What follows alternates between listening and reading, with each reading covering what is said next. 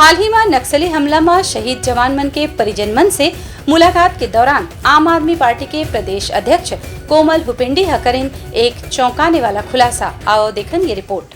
आप प्रदेश अध्यक्ष कोमल हुपेंडी नक्सल केस न लेके एक चौंकाने वाला खुलासा करीन।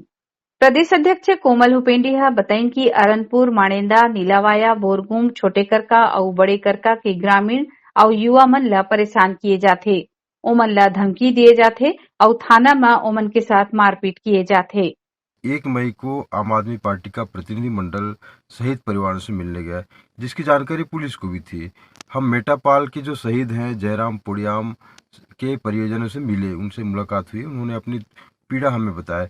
इसके अलावा हम बड़े कमेली, बड़े गादम, मारजूम और बड़े गुडरा और सुरनार यहाँ के जो शहीद परिवारों से मिलने गए। पता चला कि इन परिवारों को जो निकटतम संबंधी हैं उनको पुलिस के द्वारा बुलाया गया है एसपी ऑफिस में, इसलिए कि औपचारिकता पूरी की जाएगी, उन्हें मुआवजा दिया जाएगा, लेकिन उन्हें दिन भर बिठाया गया। उनकी जो हकीकत है वो जनता के सामने ना आए, हमसे मिलने से रोकने के लिए उनको वहाँ पे बुलाया गया था। हमारी मुलाकात उनसे नहीं हो पाई। उनकी पीड़ा बहुत बेहद असहनीय है, बड़ा पीड़ित है, गरीब परिवार है, आदिवासी लोग हैं।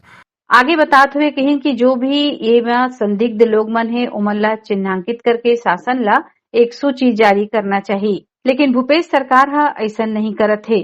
प्रशासन द्वारा निर्दोष लोग मन के साथ मारपीट किए जाते और जबरदस्ती उमन ला नक्सल केस में फंसाए के धमकी दिए जाते। कि अरनपुर और मणेंदा, नीलावाड़ा और बारगुम, छोटे करका, इन गांवों के लोगों को पुलिस के द्वारा थाने में बुलाकर बिठाया जा रहा है, उनको धमकाया जा रहा है, उनके साथ मारपीट की जा रही है। स्कूली बच्चे भी शामिल हैं, उनको भी परेशान किया जा रहा है।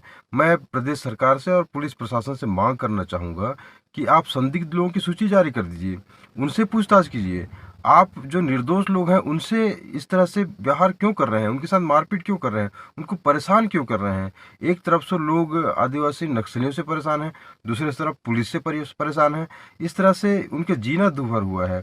सामने से गोली चलती है तो आदिवासियों के सीने पे, पीछे से गोली चलती है वो भी आदिवासियों के सीने पे, पीठ पे।